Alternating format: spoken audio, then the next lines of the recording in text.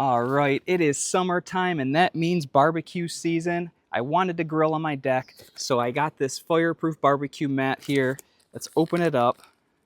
This is a 30-inch by 48-inch barbecue mat.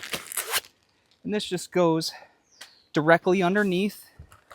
It's made of a fiberglass material with a silicone coating to it.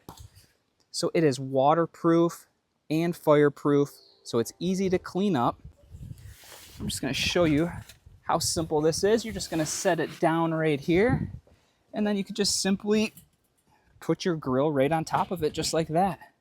So this is good for charcoal grills. This is great for gas grills as well. I didn't want to burn my deck this summer. I didn't want any holes in it, so this is a great cheap option to prevent any of that from happening. Like I said, if there is any spill or mess on there, it is so easy to wipe up because of the silicone topping on there.